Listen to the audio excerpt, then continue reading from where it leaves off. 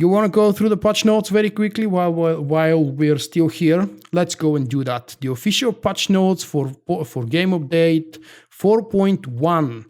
Chapter 10, Anarchy in Paradise. Continue the Knights of the Fallen Empire storyline with a new chapter featuring the infamous mercenary Firebrand. We know who Firebrand is, but if you don't know, I'm not gonna spoil. Well, probably all of us were present during the last BioWare live stream when they talked about story. Players who were subscribed on February 1st have immediate access tomorrow to this new chapter. Tomorrow is 9th of February. And it will be available for all other subscribers on Thursday, February 11th, 2 days later. BioWare is gonna do the very same thing for every new chapter they are releasing each month. Remember, every 4 weeks we're gonna have a new chapter. But since a month is longer than 4 weeks, I actually expect they're gonna start doing this pretty much in the same time for every month. Or did they say 5 weeks? I think they said 4. They fixed that? Oh, I'm gonna get to that then in a moment.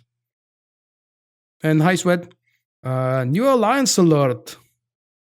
Really? A little boss, help Blizz and his new crew defeat a rival gang to bring him into your alliance. We know that Blizz is coming with 4.1. We didn't know exactly how that's gonna happen. Well, those who didn't check mine information didn't know. Crafting update. With the release of 4.0, we made, that's a quote, that's why I'm saying we made a pass at focusing and streamlining crew skills, and with 4.1 we're continuing this effort. Higher skill, new materials, schematics, missions, and more. See below for the full rundown. And this is the highlight section for the patch notes. That's how BioWare begins.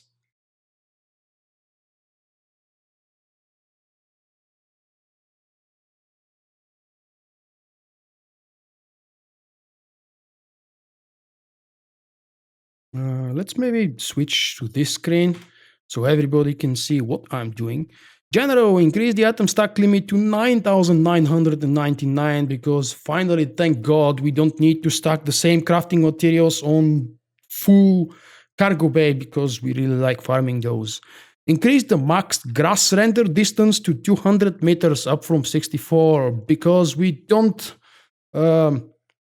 make our hardware crying loud enough, so we need to burden it a little bit more.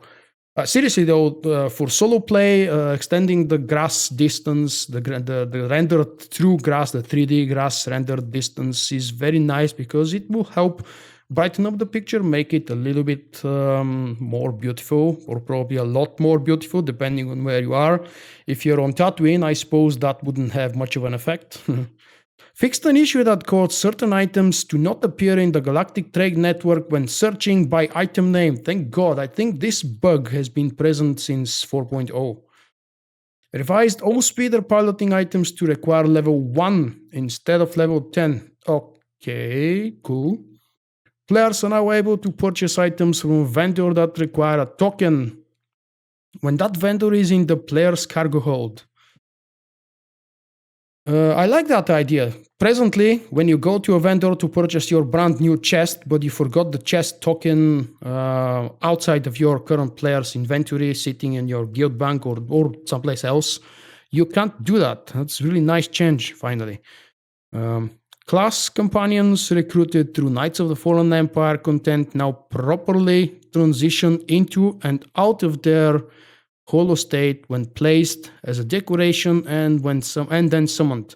I've actually never encountered that because you do know I'm not much into decorating myself, and I've never had a chance to see how exactly are they bugged when they're holo and then they are summoned and they maybe stop being holo. I don't know. Duels now end as intended instead of leaving the players in a dual-flagged purgatory, doomed to battle for all eternity. The Knights of the Fallen Empire tutorial now shows the correct chapter 1 image. What was it showing before? I never paid attention to that detail. Thank you, BioWare, for fixing it anyway. And it is correctly translated into French and German clients, which I have absolutely no clue what it is about because I've never seen the game in any other language than English. obviously. Why would I see, since I don't speak French and I've forgotten pretty much everything I once knew in German. Corrected an issue that caused certain marriages to not be acknowledged. Oh, that's the bug. And they placed it as a regular general fix. Let's read it properly. Corrected an issue that caused certain marriages to not be acknowledged. This fix will not work retroactively. Oh, crap. And provide the missed in-game mail. Oh, really? But in any future content will work correctly. So I suppose I should say my big thanks to Swed, who was actually here a moment ago. I hope he's still around. Thank you very much for alerting me, and probably thank you for creating that petition. I stopped following the petition, I don't know, about a month ago, but I really hope that it brought up the required numbers and made BioWare realize that this is kind of a game breaker for many players. So they're finally fixing this bug that was tormenting you for a very long time, and not just you, everybody else who was affected. Thank God I actually learned about the bug's existence and didn't participate into it. Next one. Players can no longer toggle off the dusted with snowflakes buffs that is received when hit with a snowball. Oh no. Oh no. Does that mean I have to endure the full duration? Oh. I hate that buff. I really don't understand why would they allow it in operation is my biggest gripe with that. This snowflake is cool when you're trolling other people in the fleet, but when you're striving for every single FPS that you should draw from PvP or operation environment, you don't need extra particles being taken in the form of snowflakes. Ugh, stupid move, BioWare, stupid. I know why they're doing this. They're doing this to prevent farming, because currently you can have two people who are throwing snowballs at each other constantly, and therefore just grinding the items that randomly drop upon throwing the snowflakes.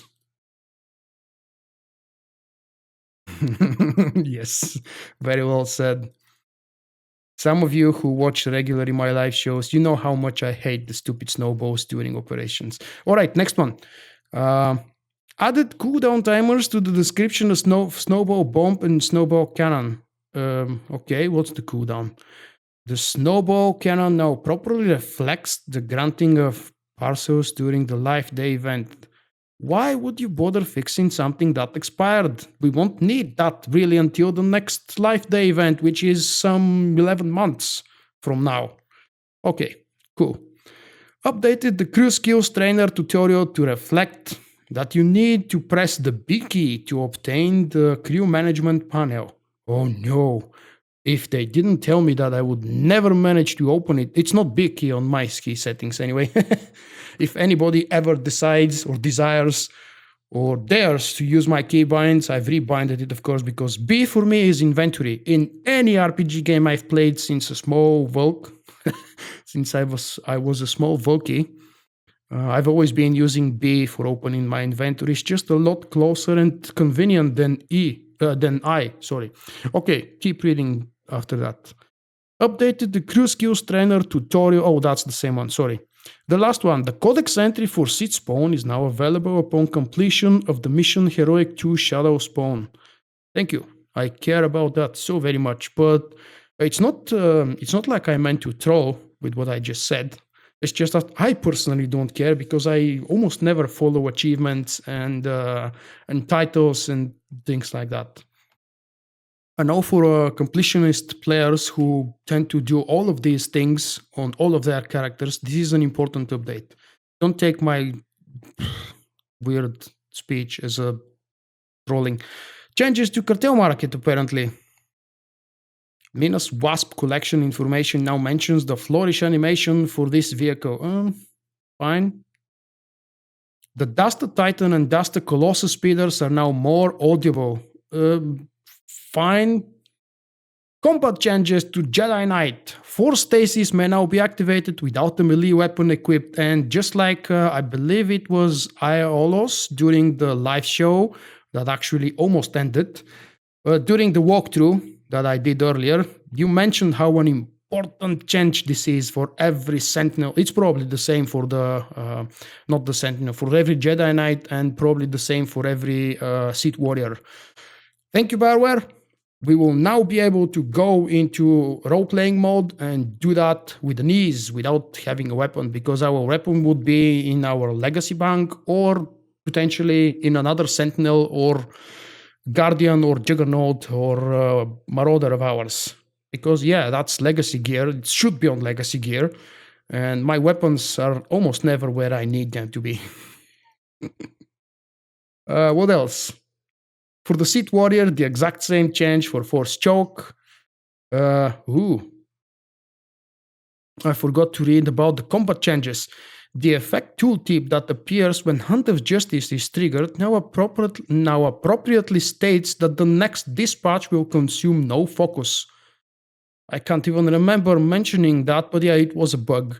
And the same line goes for the Carnage Marauder. The effect granted by SWTOR, because that's the name of the ability on the Empire side, lasts up to 15 seconds. Oh, wait. Oh, seriously? The effect granted by SWTOR now lasts up to 15 seconds, down from 18 seconds. This matches the duration of the... That was the change that prevented equal parsing. I forgot about that. Yeah, I think it was one of the mini bugs that turned out to be huge bugs for the class gameplay. That was actually potentially giving advantage to the Marauder over the Sentinel. And many people, especially on the official forum, started whining and complaining. I mean, whining with reason and complaining about these things from the very beginning. So let's read it one more time and just realize what the hell is happening. The effect granted by SWTOR now lasts up to 15 seconds, down from 18 seconds. This matches the duration of the equivalent combat Sentinel skill, Hunt of Justice. And we have just typo fix for the Hunt of Justice on the Republic site. Changes that I'm just going to read here and not comment much because I don't play the classes too often and I wouldn't be able to. Changes to Bounty Hunter Power Tech for Pyrotech Discipline improved the visual appearance of the Scourge on large non-humanoid targets. I'm sure that's going to be a game saver changer. And probably the same one for the Vanguard Plasma Tech. Improved the visual appearance of plasmatize on large non-humanoid targets. So whenever you're fighting the big ILS's ass, you know, that special monster down in the Torn Ragu tunnels, or whenever you're fighting pretty much any of the world bosses on any planet, you would pretty much see their legs or maybe up to the ass of the boss. And that's all. And somehow BioWare is now changing the animation. Well, next time I decide to play this class, Vanguard or Power Tech, I'll make sure to check it, even though I can't compare it now.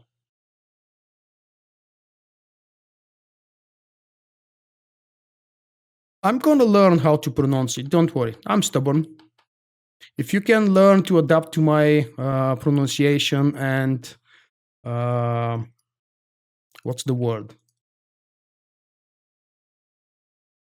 Whatever. I can learn. All right, the crew skills. No, definitely not going to read all of this because the changes to crafting I have discussed in a standalone separate video. But okay, brief mentioning that the cap for crew skills is now 550. That's 50 more points to grind, level up.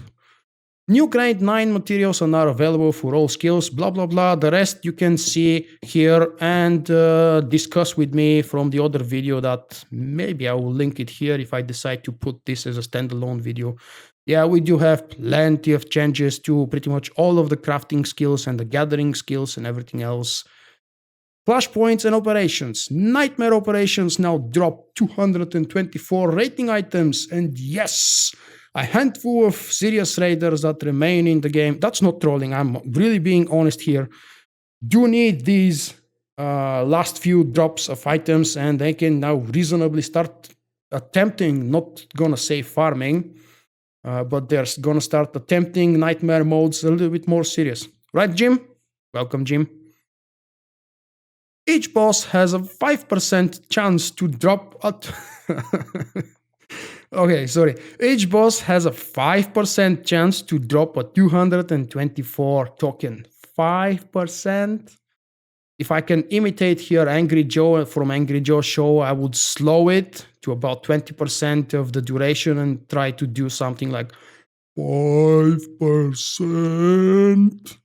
Seriously, the final boss of each operation has a 100% chance to drop a 224 token. Cool, we know about that. I believe they're changing to a 100% chance to drop in, what was it, 4.2, which is next month, March. Operations will, with only one boss, will have a 5% chance to drop a 224 token. Start farming tomorrow, people. Jim, you pretend you've never heard that from me.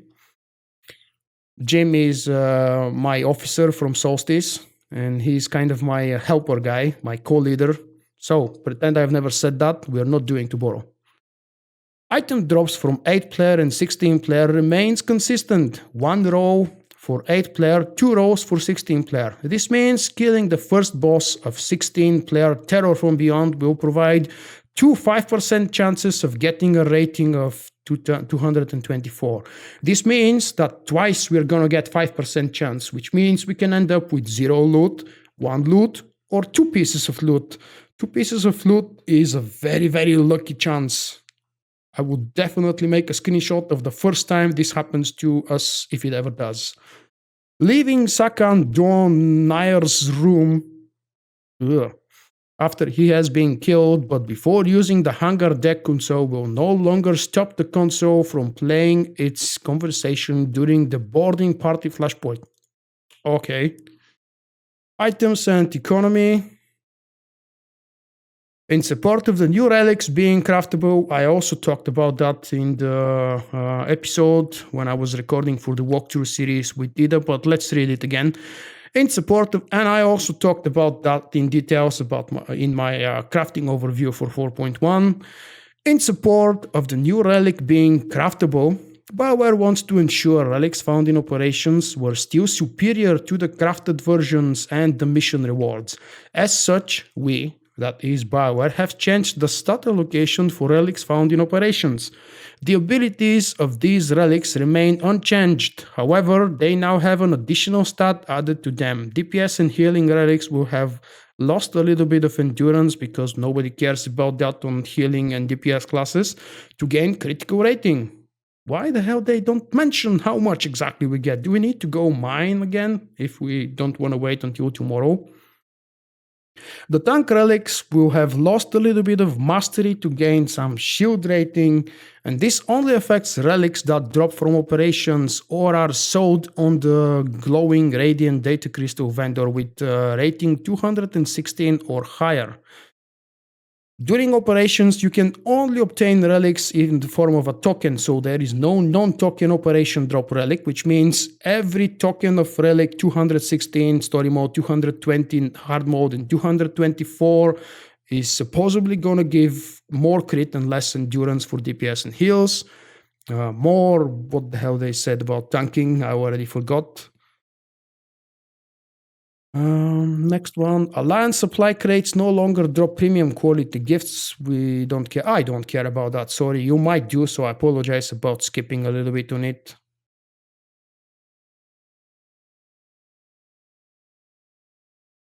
All start at 60 equipment is now bind on pickup. They do not mention if it goes retroactively. Hey Ra.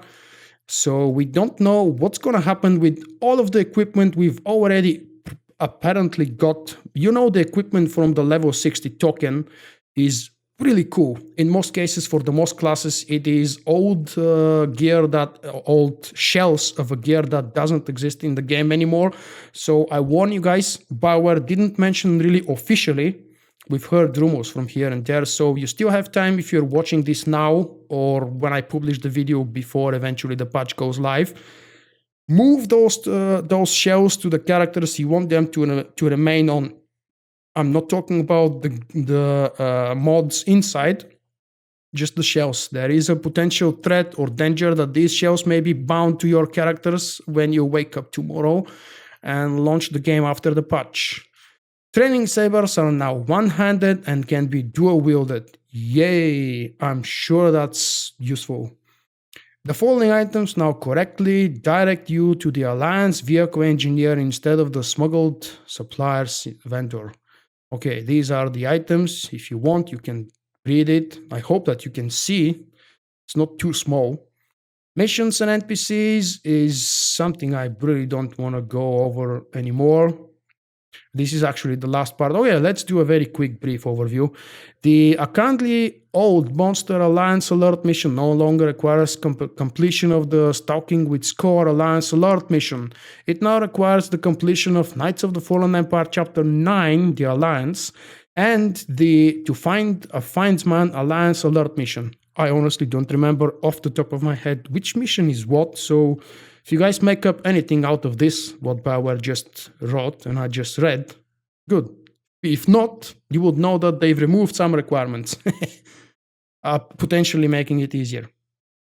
Nearly all NPCs killed in open areas now drop items appropriate to their player's natural level. That's useful.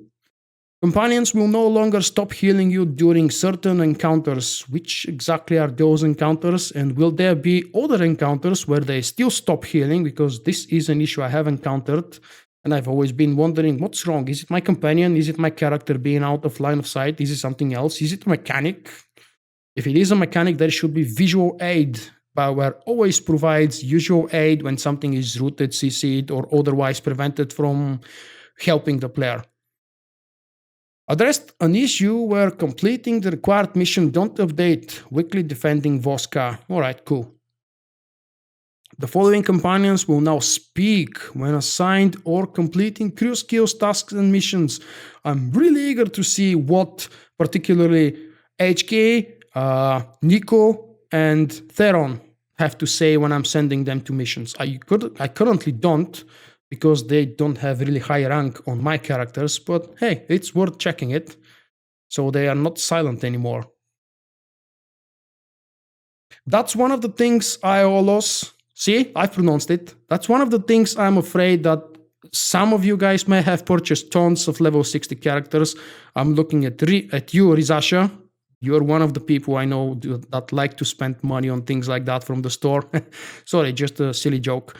If anybody has spent your money on the level 60 character tokens, be sure to move that gear that is currently legacy bound to the character you want to have it. If it turns out that after tomorrow it's not legacy bound anymore, you would have lost some money if it doesn't end up on the character you want it to be on. I need to play with Jarbings. Thank you. I keep forgetting about that and you keep reminding me. I will do my best to fit in some more gameplay with my famous kinky gunslinger.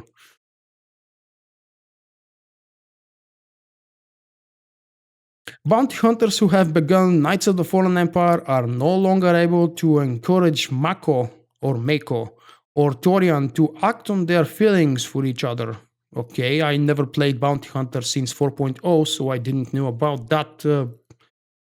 It's not exactly a bug, just weird thing, a weird possibility. More fixed conversations with other characters and other companions. The amount of glowing and common crystals, glowing were the blue ones, common are the green ones. Rewarded from the Forged Alliance's quest line, you know, the 4 flashpoints before Shadow of Revan, has been greatly reduced. Damn it. Why would you reduce the reward for old content? You should increase that to encourage people playing old content and low level at that. Forged Alliance is a quest chain for lower levels initially.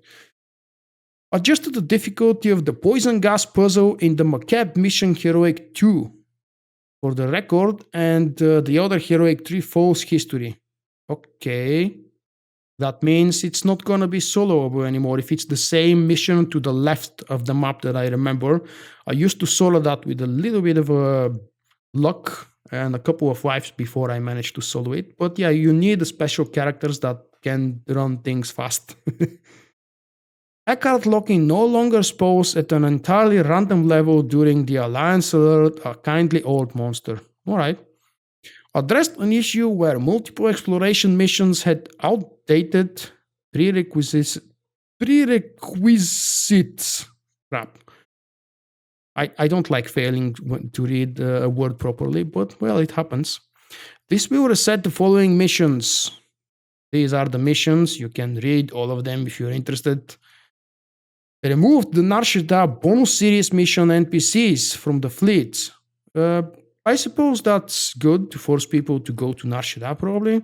The mission chain can now be accepted directly from the Colonel Harok Imperial or from Dira Uliete Republic on Narshada upon reaching level 60. Nice. I don't know exactly why it is level 60, but hey, I didn't know they changed that. Similar things have happened to Hot, and again, it's been moved to level 60, so you can't do Hot bonus anymore at level... What was the bonus for level 45, 47?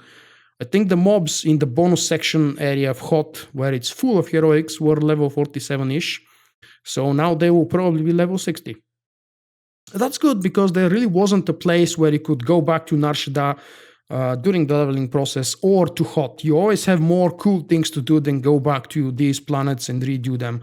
I wonder if they did the same. Yes, they did the same thing to Alderaan. Instead of making you go back at level, I think it was 40 for Alderaan bonus mission, you are allowed to do that at level 60. The last one addressed an issue with the mission Introduction to Group Finder and the weekly searching for allies were scaling incorrectly to the player's level. So I suppose it's just that people weren't receiving the experience bonus attached to that because of the level difference. That's kind of an impromptu quick overview of the patch notes. I'm going to hurry up and publish that video before it becomes obsolete. Thank you guys for joining this nearly 2 hours long session. I apologize about not reading the chat in the last 10-ish seconds when I was bothering myself with the patch notes.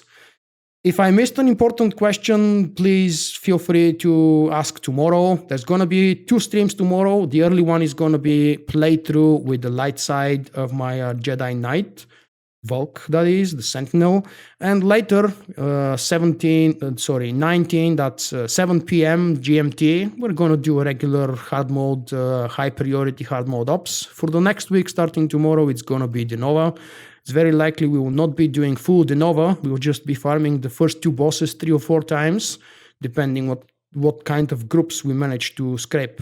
And after that, for the last probably 1 hour of the stream, we're going to do the first, or attempt to do the first 4 bosses in Temple of Sacrifice, leaving us plenty of time to learn Revan.